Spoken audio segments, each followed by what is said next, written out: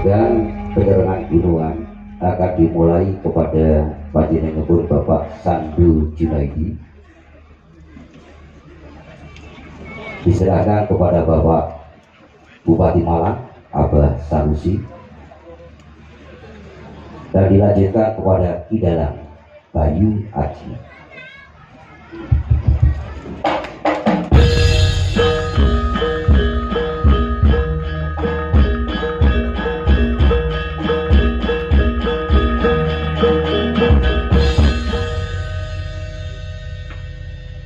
Mohon izin untuk foto bersama dokumentasi.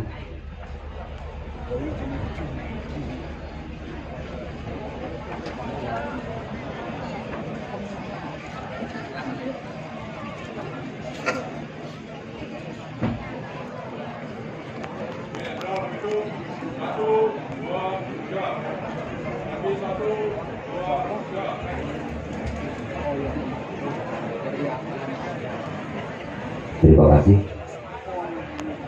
kepada beliau-beliau ini.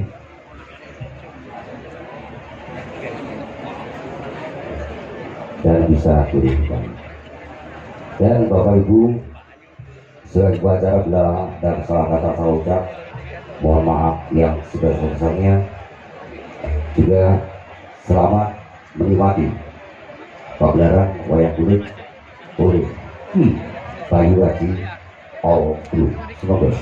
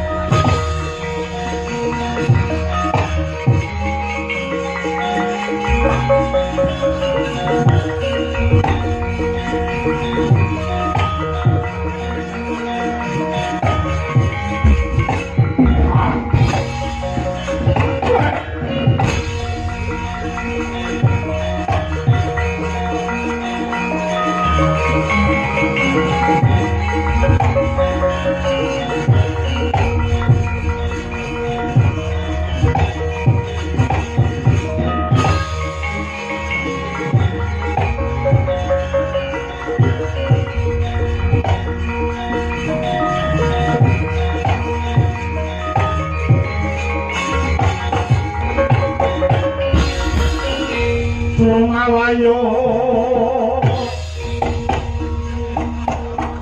Sanyat Sendra Rupa Mangesos kadi pangin pang sembal kaprapal selo-selo kaplesat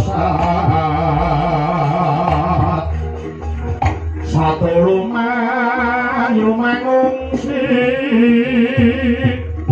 kagiat kagogo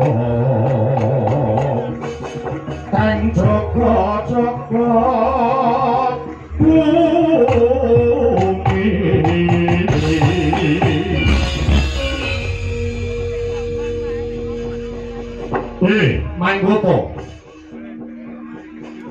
Manggoto adiki nasihku celeng demalung kawula nuwun wonten pangandikan dawuh sinuwun amidiat dipaduka kula pun ditya kala celeng demalung aja kaget kowe adoh kawit cedak-cedak tak arakatake awit jeneng ingsun kepengin bawa rasa kelawan sirah celeng demalung menapa ing dados krasa paduka sinuwun kowe wis ngerti apa durung lelakon ingkang sumandang ana ing negara Ujung Gribek ana negaraku Ujung Gribek ini ingkang dadi pengangen-angenku piye bisane negaraku iki bisa ayem tentrem gemari pahlawa jinawi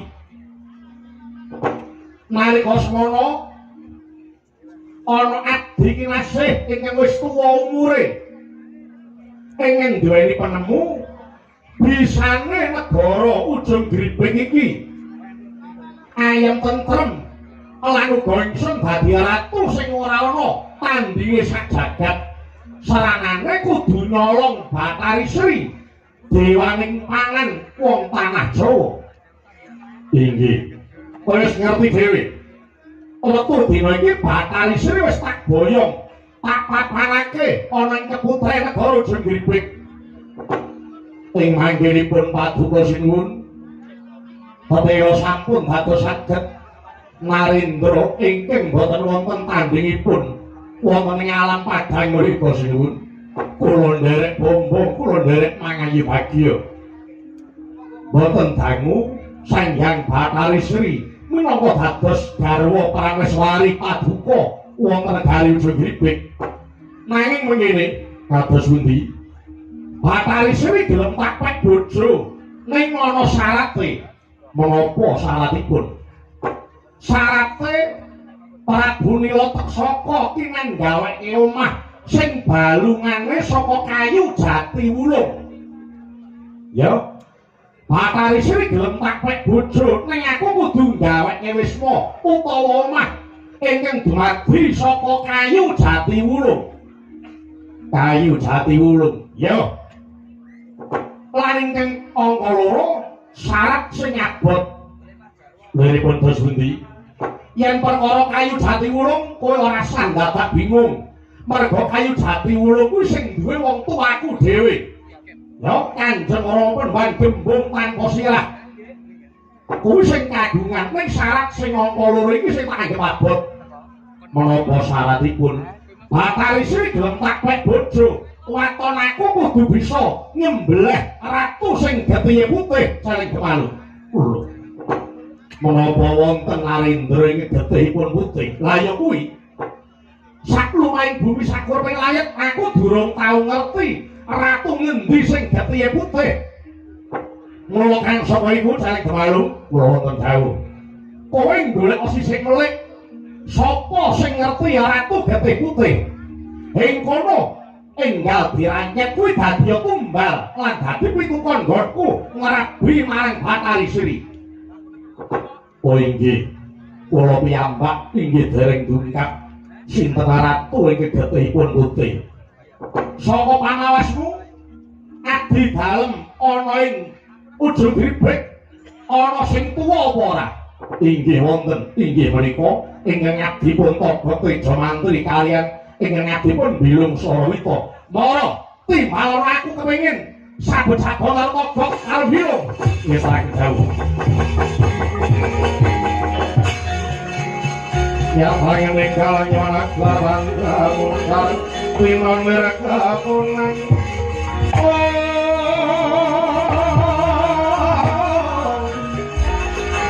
Durung sate pangmakan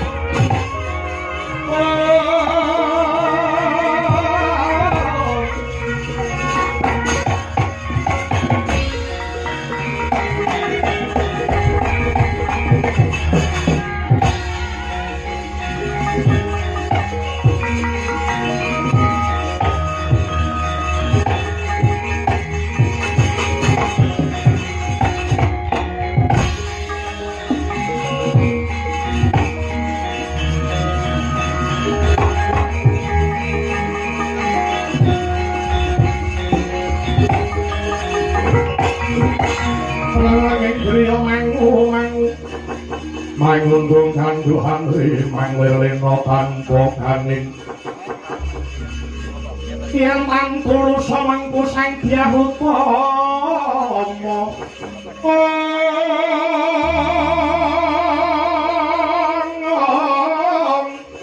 mangkono sang Lokamudha mangkono sang Lokamudha nyolong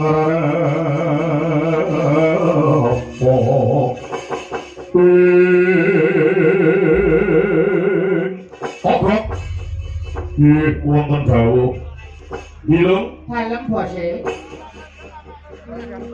aja kaget kowe tak awe nyedak marang lungguhaning sun aku kepengin njaluk katrangan lawan sira Obrok iki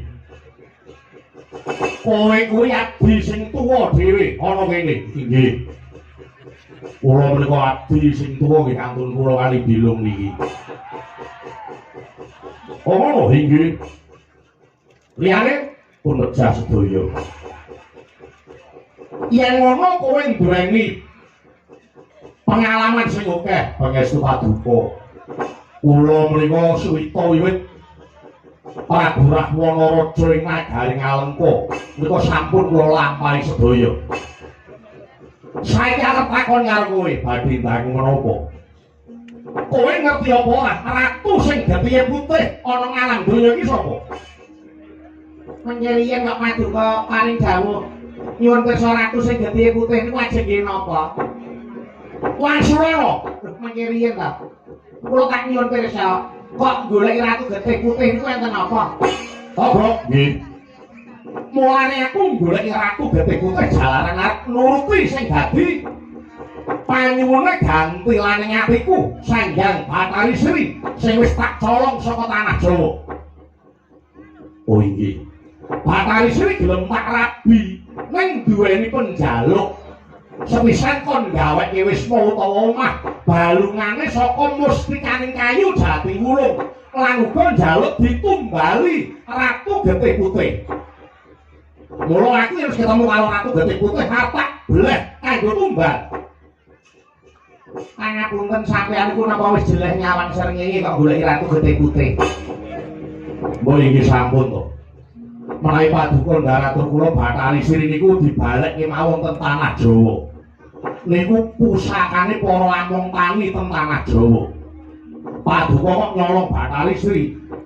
Tegesipun paduka ki tega karo para petani-petani ten tanah Jawa mriku mesti padha nangis guguk merga kelangan dewa kemakmuran nggih to nggih Bathari Sri niku.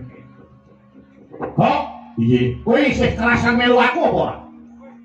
Sing yen kowe isih kerasan melu aku ora usah ngrebut Bathari Sri kuwi perkaraku.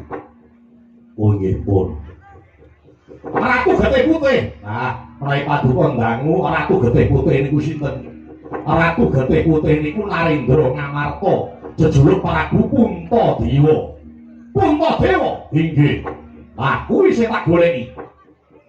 Puntadewa tak beleh. Niku nek sampeyan dereng kedhisikan dibeleh kali adine. Sapa? Werkudara. Sampeyan ampun ngrasani Prabu Puntadewa niku Pandhawa 5. Niku wis kondhang manunggal lair batine. Sampeyan kok ngrasani Pandhawa, ngrasani Puntadewa. Durung nganti pethuk karo Puntadewa pun dipethuke karo adine sing jeneng Werkudara. Niku ampuhe ora umum. Yen Werkudara durung methuke sampeyan apese sampeyan niku dipethuke kalih anak-anak Pandhawa. Anak-anak Pandhawa nggih. Apa ampuh? Ampuh anak Pandhawa niku. Gatotkaca niku angkatan udara. Antarja niku angkatan darat, Antasena niku angkatan laut. Terus kalih Wisanggeni lho niku. Niku sing dadi panglimane Praja Nganaka Wisanggeni niku. Wisanggeni niku bocahe jujur, nek elek muni elek, nek apik muni apik. Lho, apa bocah ra iso basa. Ning dheweke iki waton nanggon ana sing bener, sapa-sapa mesti diwaneni. Landesane mung bener karo adil niku Wisanggeni. Yen Gatotkaca niku iso mabur. Aku ya iso mabur. Sampeyan mabur nek japane kuali ora iso medhun. Sampeyan giong-giong terus ya wis tau ning dhuwur. Mungsuh kalih Gatotkaca niku apese iso kelangan sirah. Mergo Gatotkaca niku senenge iwak ndas. Gatotkaca nek wis mabur mongko mungsuhe teng ngisor, sikil loro mancat pundak, sirahe niku dicekel, rambute dijambak terus diuntir gulune. Cekluk ngeten. Terus mati terus piye? Mati mungsuhe. Dereng Antarja niku putune Ura. Oh nggih. Mbahne Ura, mbokne niku Ura. Paduka mungsuh karo Antarja ora nganti sak banyu disembur lakon gosong sawah. Dereng sing namine Antasena niku putune Urang niku ya anak Urang. Anak Werkudara kalih Bathari Urangayu. Niku duwe upas teng sumut mriki. Nek pun dikluk sumute niku metu, sapa sing ngena bakal apes yudane. Aku ora ngerti, nggih pun. Nek sampeyan pancen wis jeleh urip nggih pun monggo. Ning nek kula anggadhahi pamrayogi. Piye? Pandhawa niku duwe mungsuh bebuyutan. Sapa? Ratu Ngastina Prabu Duryudana. Pripun upami Paduka kula dherekaken sowan dhateng negari Ngastina nyuwuni dipalilah kaliyan Prabu Duryudana jalaran apa? Benjang tumapaning Bratayuda Pandhawa niku wis duwe mungsuh. Inggih niku Prabu Duryudana sakurawane. Sampeyan nek arep mateni Pandhawa kudu njaluk dipalilah karo Prabu Duryudana. Yen aku kongkolan piye? Sinten sing diutus? Celeng Demalung. Nggih pun monggo. Paduka utusan celeng nggih mboten napa-napa. Purna sing derek ten wingking niku. Celeng Demalung kula wonten jauh. Kowe aja dikangelan. Kowe tak utus ana negara Ngastina njaluk kowe dipalilah kaliyan Prabu Duryudana. Syukur badhe gelem bijak manunggalake kekuatan kanggo mateni Pandhawa. Perang Darwaca dawuh kemarin kula nyemamit saha nyuwun tambahi pangestu bidal dhateng nagari Ngastina. Kok wonten dawuh. Kowe aja keri. Tutno lakune Celeng Demalung. Wis taken dawuh. Kemarin kula nyemamit saha nyuwun tambahi pangestu. Wulan daling arep wis bali ana ing ujug iki.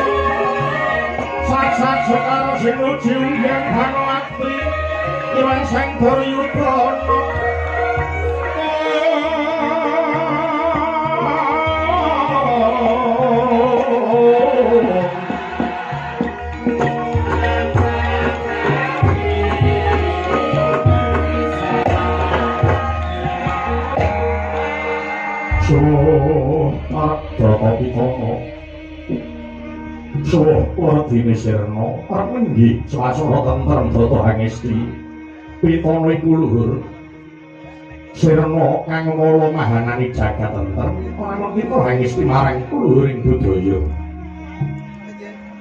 sesanti jaya-jaya wijayanti Rahayu ingkang samya makarya Rahayu sanggung dumadi Bebuka purwakaning kandha dongeng kuna ngadhapuk paraga dadi sesuluh sinanggit ing carita caraka budaya ambudi luhuring susila anggancar gesanging jalma ing jaman purwa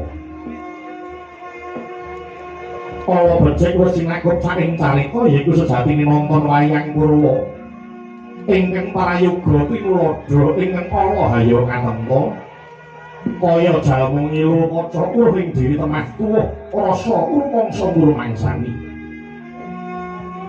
Surya Candra miwang Kartika gilara-gilaring angkasa gilir gumanti angidri jagat purwa teking duksina tanpa kembo sahari ratri gesanging arcaka dhanut purbane kang kawasa tanem tuwuh beribaran satuwana miwah jalma manungsa sajuru-juru wis tinapur tinata tataning kodrat kuwi dewasaning urip dhewe-dhewe anenggih pundhita ingkang minangka purwakaning kandha datang kadhi hinupit ing dalu mangke gumelar nagari Ngastina liman benawi gajaya inggih kuru janggala para mila nastana nagari Ngastina Tarana yasaning Prabu Hastimurti ya Prabu Nahusa gajah ya liman benawi minangka pepangeduk kunaning kono dadi sasana kedhatoning Dwi Pangga mila sinebat kuru janggala labet ingga mangke masih dadi palengganing darahku jroning carita mangke nagari Ngastina nadyan negari ageng nanging kirang agung nadyan wis ayom nanging kirang ayem apa sebawe kang mangkono Alabot nadyan para Ngastina nagari ing jembar tebane amba jajane gedhe wulu pametune pepak wadya sagegamane ingkang sarta jero jagane kandel betenge nanging kuciwa dene tipis pengen dadi panembake Lah sinenta kawit ing jumeneng minangka gegununganing raja ora nang kinocak jejuluk Prabu Duryudana iya Prabu Suyudana Jaka Pitana Jaya Pitana Tripamangsah Kurwati Kurawendra Gendari Suta inggih Sang Drestaratmaja Narendra Gung Binekara Dasar Sugih Bandha Bandhu Prabu Balaraja Wata kaya mangkono mujur Pati Wanci enjing ngrantak-rantak Sang Hyang Surya Madari Masewakan Agung rikala semono Sang Natamiya siniwaka lenggahing gampar kencana kuline makasur babut parangedani sinari-sari ginandawida lisah jebat kasturi kongas gandane sangkat ngantos dumugi pangurakan Jawi liya Sang Bumi Nata kaya para biyada manggung kelanggung Joko maloro-loro ingkang samya ngampil upacara prabon arupi banyak dalang sawunggaling harga wanika bebek Mas Dwi Pangga kang sarwa kencana sinongso nang kertas pita mubiaring akasa rebutan laring manyura kanan tanah pinggiring pinon saking Mandara Sirna Simati manungsa panjaya Sang Hyang Bathara Bayingi Jawantah Gayak Porapsari panenggih kowe ingkang kepareng caket ing ngarsana tolah merkata langanira pendhita ingkang saking petapan Talkanda peparap Begawan Bisma nadyan wis lalu yuswa netra sinambet kaca prawana parandene pasekaton gedhe pengaribawani datang kantun ingin wis ngabyantara kaya kanjama bantara mukane lah merkata warnanira pepatih nagari Ngastina kekasih Raden Patih Harya Sengkuni ya Raden Harya Suman nadyan wong loro sakwise ngaratu nanging Patih Harya Sengkuni wenang repuk bun-bunane wong sak Praja Ngastina minangka pamungkasing pasiban kadang ing tirta tinalang kekasih Raden Kartamarma ing Jawi Handher Prawadyabala pinindihan satriya ageng inggil ketingal sesendenan gila-gilo sekedap jemujeng nanggih panggahing Kurawa Raden Dursasana sawetawis lenggahing Prabu Duryudana parandene dereng kapiyarsa ing dadya pangandikaning Toko mangkono areh klirih turuh hangarah prana sadaning Sang Bisma pecah marang seminingang swasana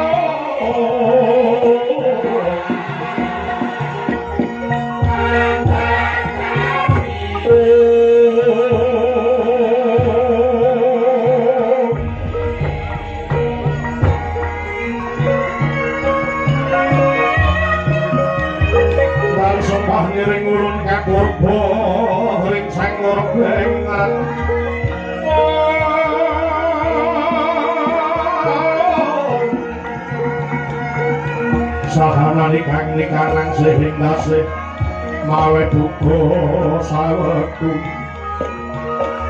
masih ring delahan dian kanang manut swengo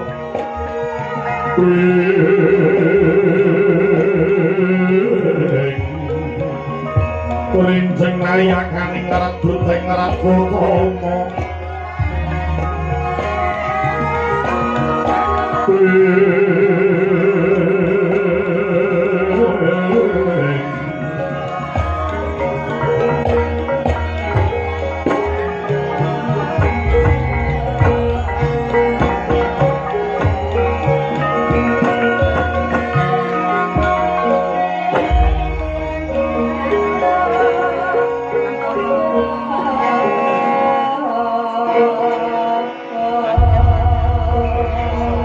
mangya darat jating praja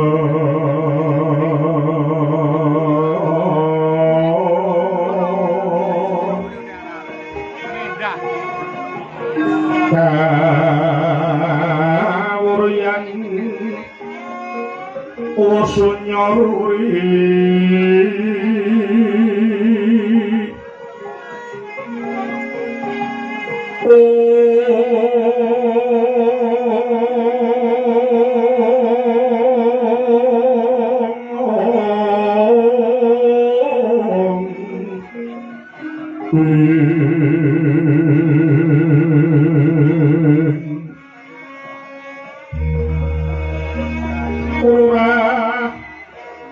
pangrehing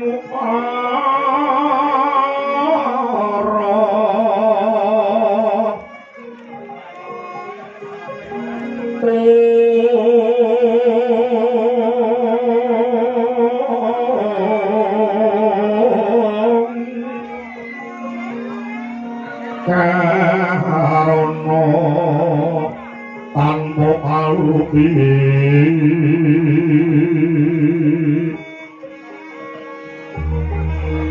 hatilah silas putih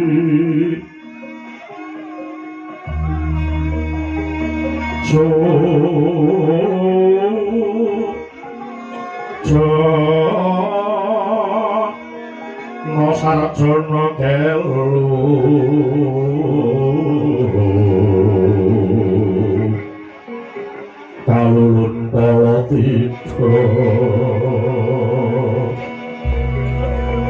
Sugeng tandhaning dumati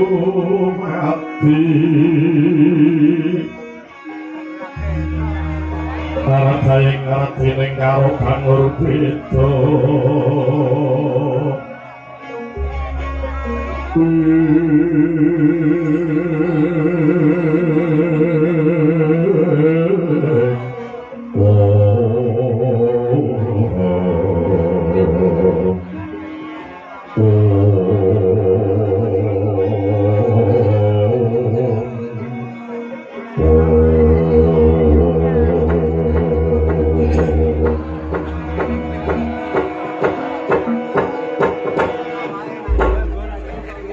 manggung nggih wayah Prabu Duryudana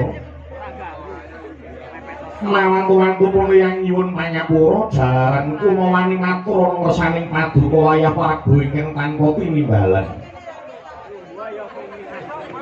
ora labet puniyang iki nerak marang wataking tata krama babar pisan ora ya mung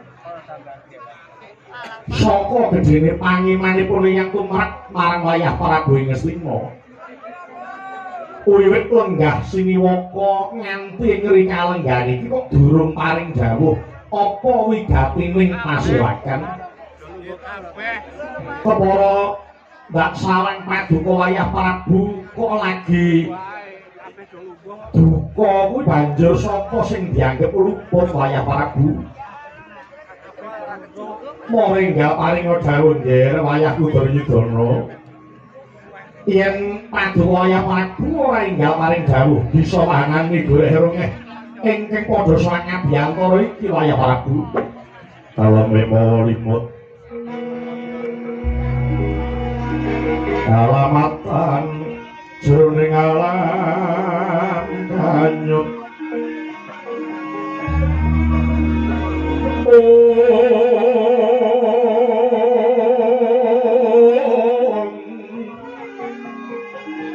sanyatane ku kanyapan kaki sejati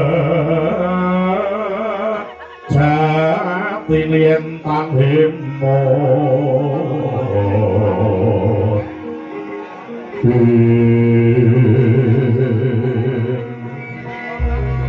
saya pilih tahan bisa momor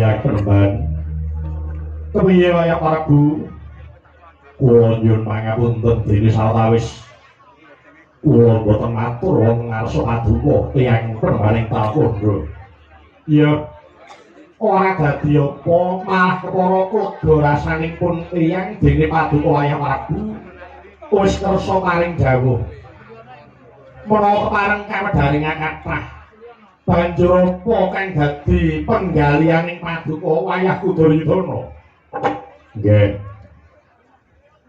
mila kula kendel kala wau singkel asik manah kula apa ingkang jalari singkeling atimu Duryudana boten wonten sanes namung kejawi adi-adi kula para Pandhawa lho Pandhawa ning apa meneh to Pandhawa iki ana apa meneh saben-saben paduka wayah Prabu kuwi duka kok mung perkara Pandhawa iki gawe moga apa meneh menapa paduka yang penemban boten mireng bilih Pandhawa badhe bangun pura Kencana oh perkara kuwi kok nggih Pandhawa ketingal anggenipun umuk utawi pamer dhateng kesugihanipun sepira bandhane Pandhawa apa wis ngungkuli kesugihane Duryudana. Ing atase bangun pura kencana ora njaluk pangestu karo Duryudana sing jare dianggep sedulure tuwa. Ngetingalaken umuk Puntadewa. Puntadewa pamer bandanipun. Menika saniki mawon ngilangi dada ngepa mestaka dhateng Duryudana. Ya ngono apa ora Paman Singuni? Iye. Leres sanget menika leres sanget. Kula menika sejatosipun inggih sampun mireng perkawis menika. Pandhawa anggenipun badhe bangun pura kencana. Pandhawa kok kelewat bangun kok wis turah bandane Puntadewa menika. Kula menika inggih boten remen kaliyan watakipun Pandhawa ingkang dileleng ngedir-diraken dhateng kesugihanipun. Lah mbok ya nitik Pandhawa kuwi upama ora diwelasi kaliyan Paduka Sinuwun dipun paringi bumi wana marta, Pandhawa ya dadi kere sayahene. Barang saiki duwe negara ora pati ya gedhe ngene kok. Waduh gembelo sirahe Puntadewa. Ing atase bangun pura kencana kok ora nyuwun palilah karo sedulure tuwa. Ngamarta Ngastina menika sepinten tebihipun? Pira bara iki kok ya Puntadewa apa Werkudara apa Janaka apa nek kula Sedewa sowan dhateng Ngastina nyuwun pangestu kaliyan Paduka Sinuwun Duryudana anggenipun badhe bangun pura kencana kedahipun ora ngaten. Lah kok ora bangun iki terus dipamer-pamerke pamriye supados pirsa kaliyan Paduka Sinuwun Duryudana menika Pandhawa menika tiyang licik. Puntadewa ketoke meneng namung menika menengi wong julik, menengi wong licik. Ngaten sinuwun. Kula ingin mboten lila. Ya. Pandhawa pancen merem mripate, merem saestu merem Pandhawa. Pandhawa ora ngerti digawe becik. Upama ora tak wenehi wana marta dheweke ya dadi kere nganti sayaene. Ngono kemaki ki ora jamak. Musik wayah Prabu Duryudana tak jaluk aja kedaut-daut nggonmu duka karo Pandhawa, mengko mundhak malah kleru panyakara bawa, kleru pendakwamu. Miturut panalipun Eyang Pandhawa kuwi sak anake ora tau ninggal marang wataking tata krama. Ya Puliang percaya Pandhawa bangun kuwi ora niat pamer lan ngerteno ana kabar sing tak tampa pambanguning pura kencana kuwi dipasrahke para putra-putra Pandhawa kawula muda ing negara Ngamarta ingkang dipandhegani dening buyutku Wisanggeni. Lah kok mengkono sebabe apa jalaran Pandhawa menehi pitutur karo anak-anake. Besok yen wis wancine Puntadewa kuwi lengser ke Paragon, ya anak-anak Pandhawa sing bakal mbacutake sejarahe para Pandhawa bangun negara Ngamarta. Dadi Paduka Wayah Prabu aja kleru apa Pandhawa ora niat pamer, Pandhawa ora niat ngumuke marang bandane. Ngono nggih Wayah Prabu. Nyuwun pangapunten Panembahan. Kula menika ya ora kok elek-elek Pandhawa arep bangun ning kok ya pira bara iki nyuwun pangestu karo Sinuwun Ngastina. Jare Sinuwun Duryudana iki dianggep sedulure tuwa. Lah kok ora disuwuni pangestu. Niku sami mawon Pandhawa ngiwake karo sedulur tuwa. Mbok aja ngono ta. Mbok ampun ngados mekaten.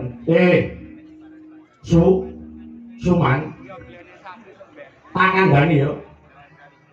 Pandhawa bangun kuwi yen ora nglonjok bumi Ngastina kudune rak ya ora apa-apa to senggone.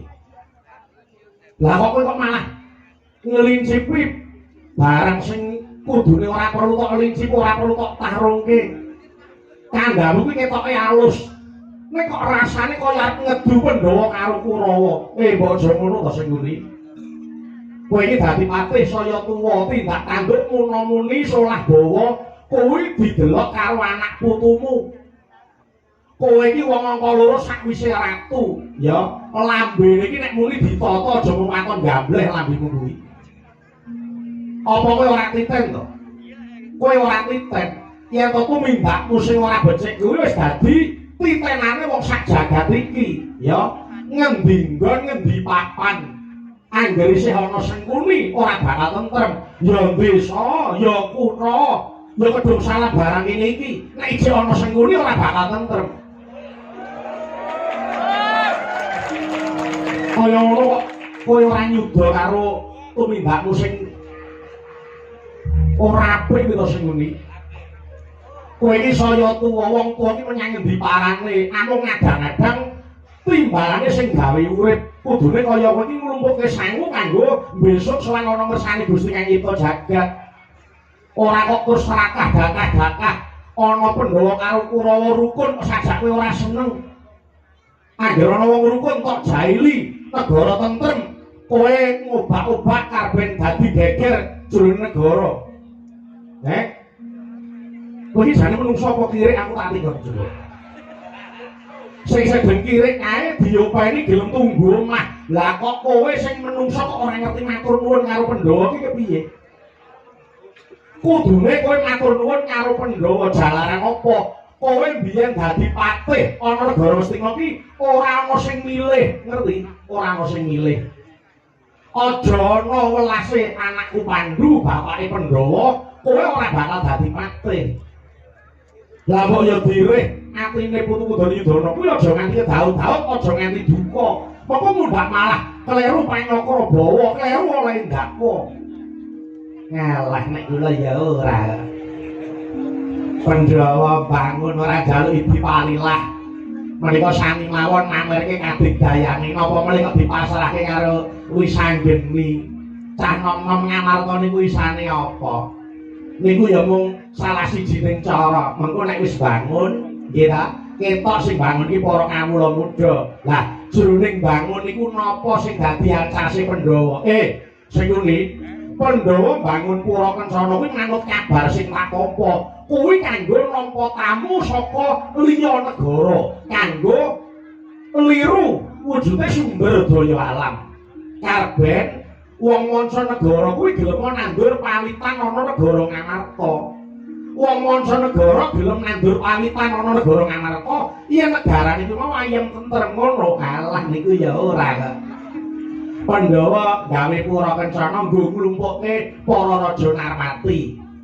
Sing dinggo aling-aling karepe padha liru sumber daya alam. Namung sejatosipun sinuwun menika bribit-bribit Pandhawa badhe nyengkakaken Bratayuda Jaya Binangun. Apa ngono? Saestu menika.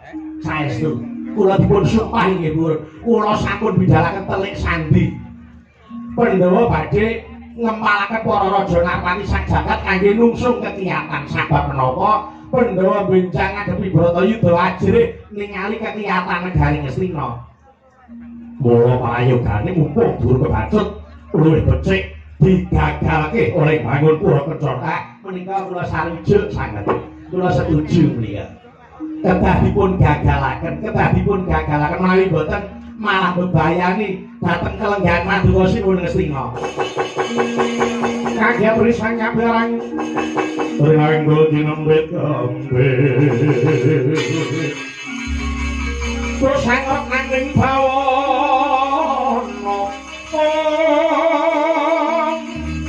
ya situ kang walang ati, ya situ kang sing tiap, ya situ kang duduring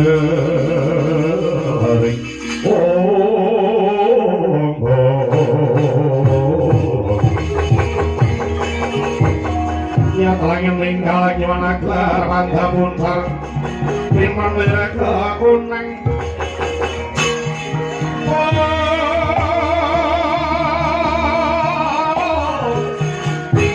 suram sarate pantang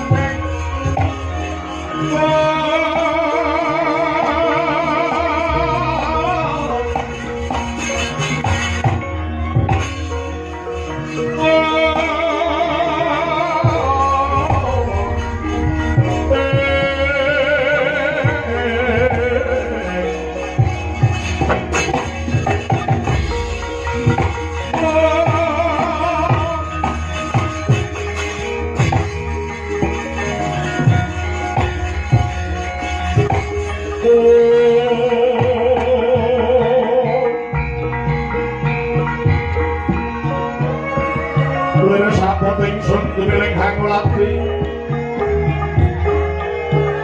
puspita mendah kang warni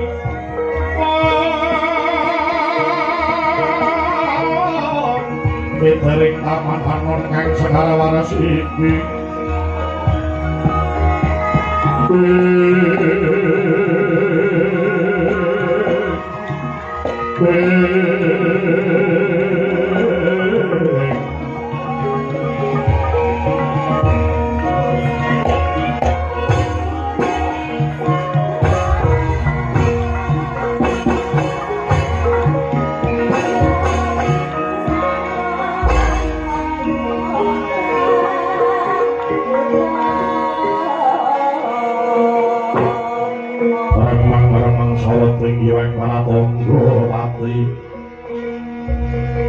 Himawan setona wengi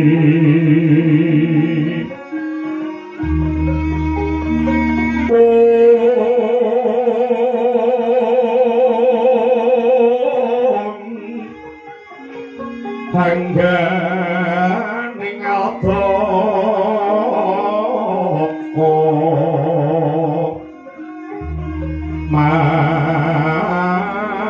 nampak kumiring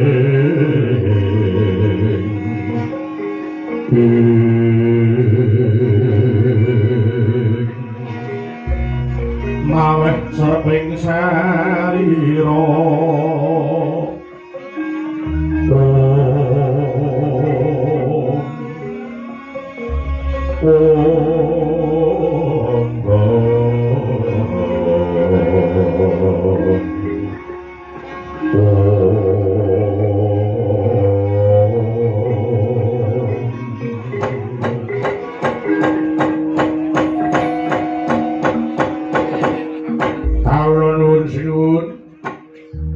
Amit asang Kalimantan biti nebih siku dendho sinaken ing tirta laksama sinuwun kula ingkang marang sowan wonten ngarsa paduka sinuwun iya jagat dewa Bathara paman seguni iye iki ana titah kok ngane-ane lah nggih kula nggih batin wonten titah kok tugelan sirahe celeng kok awake menungsa iya mara diageng aku wis anak sira iku sapa lan saka ngendi dangamu kawula non sinuwun menawi paduka dangu dhateng jasad kula mriku ngwingking saking nagari ujung gribek kula abdinipun sinuwun Prabu Nila Tersaka dene nami kula pun Ditya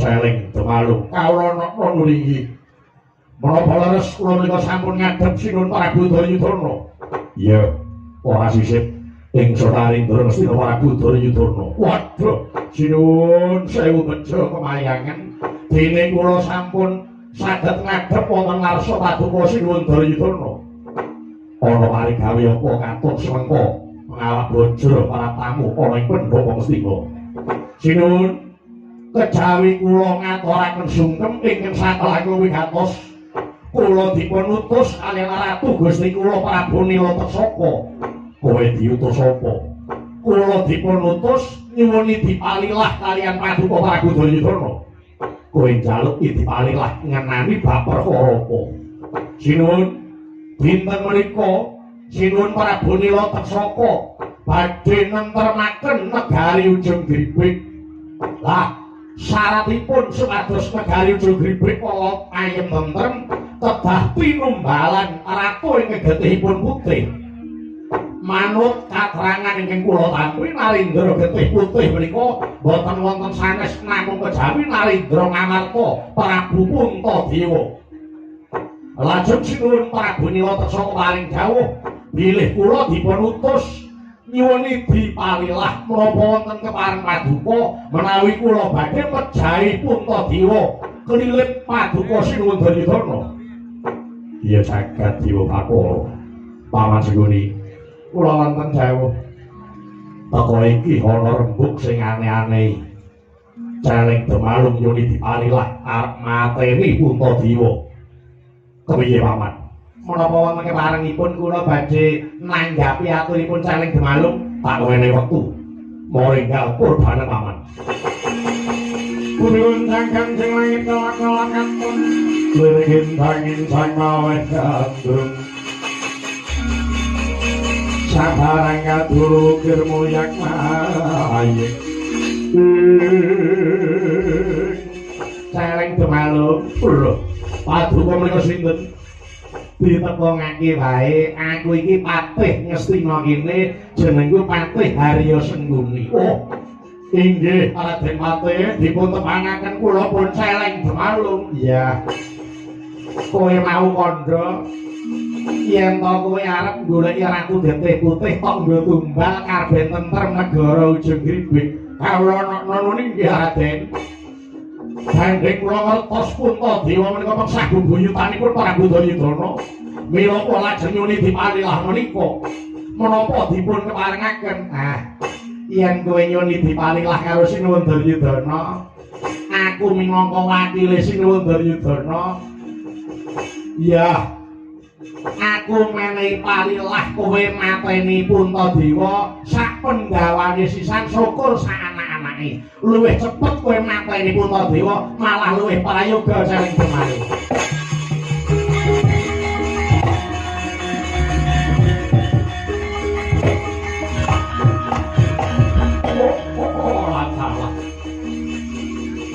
Ora sing manah kula Raden. Dene sampun ngantuk dipalilah anggen kula badhe mejahipun Puntadewa. Ya pancen sing jeneng Puntadewa iki kudu mati ya. Sebabe apa? Puntadewa iki kondang ratu Getihe Putih. Mongko ratu sing Getihe Putih kuwi Nandang Sukerta. Selawase jagat iki ana manungsa sing Getihe Putih ora bakal tentrem. Mula patenana, aku setuju. Ora sandatang ngenteni sesuk dina iki mangkata patenana Puntadewa. Malah kowe aja kuwatir. Mangko Sengguni sing bakal ngetapake utawa ngirapake Wadyabala Ngastina sabiyantu marang kowe celeng demalung kabeh ninggal kasebatan nggonmu mateni Puntadewa. Wah inggih Raden. Gandeng sampun pikantuk palilah saking Paduka Raden. Dinten menika daya-daya kula nyuwun pamit bidhal dhateng negari Ngamarta ngupati Narendra Getihipun Putih pun Puntadewa. Iya, luwih rancak, luwih prayoga. Sinuwun Duryudana ora apa. Kelaring kula nyuwun pamit. Saya nyuwun tambahi pangestu. Anggen kula badhe mejahi Puntadewa ya tak panggal puji sekti. Muga lanang juritmu saling demalung. Daya-daya ngati-ati aja kok sengeri. Para Kurawa ganti tapak bakal susul marang laki mudaling demalung. Jwangkahan grosur sumbar rindu bumi kunjing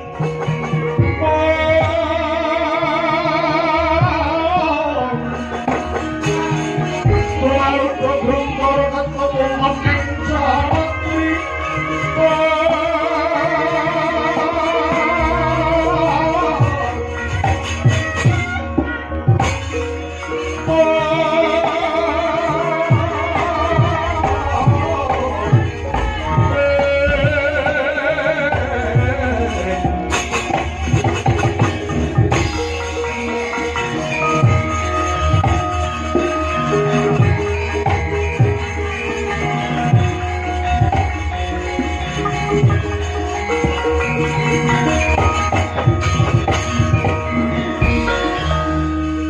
Duryudana. Nggih. Lah kok sida arep ngurusui Pandhawa sing bangun Pura Kencana iki jane piye to? Lah kok malah wis kutun karo utusan saka ujung gribek celeng demalung iki. Apa paedahe Ngastina iki nganggo pendhita? Ora ana paedahe. Ngastina aja tok wenehi pendhita. Wis Ngastina aja tak kuweni wong pinter.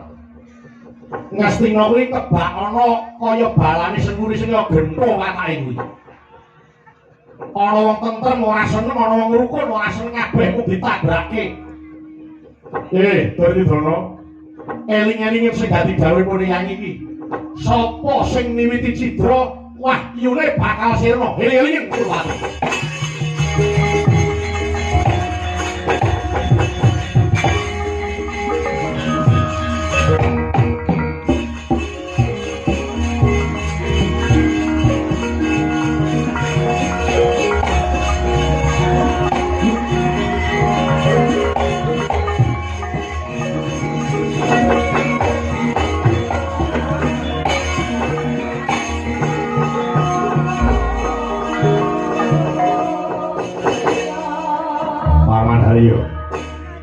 wonten dawuh Hyang Bisma katone ora sarujuk nggone bakal bubarke Pandhawa bangun Pura Kencana. Sampun kersanipun. Kang Hyang menika ora perlu ditanggapi, mangke malah mindhah dados menapa menika pepalang. Kula sampun niteni wong sawangsul saugir paduka menika ngraosi Pandhawa. Kang Hyang menika mesti ora lila. Kula niku nggih gumun jane Kang Hyang iki wonge sapa to? Jane wonge Ngastina apa wonge Pandhawa? Lho, nek nitik seragame niku jane nggih padha karo rombongan. Nitik seragame lho, nek kok jiwane sajake kok ora ngiloni mriki. Halah, pun mboten perlu dipun menggalih. Ngastina tanpa Kang Hyang Bisma ora nyuda kekuatan. Ya wis, yen pancen mangsa Budhawa paman sinuni piye pambudidayamu bisane gagal Pandhawa nggone bangun Pura Kencana. Pareng terwaca dawuh paduka sinuwun kepareng kula nyuwun pamit saha nyuwun tambahing pangestu sabiyantu dhateng pun celeng Demalung kala wau. Iya, ngati-ati duga ngati-ati aja ngomong singeri. Dimas Kartowarma kula dawuh sinuwun aja keri gawe. Nderek paman sinuni wigati sabiyantu celeng Demalung gagalke nggone Pandhawa bangun Pura Kencana. Kuwi ngisrake dawuh warmata saking pasya paduka sinuwun. Yo tak jaluk yen wis saguh aja baling jani sing dadi upayamu. Wis niku.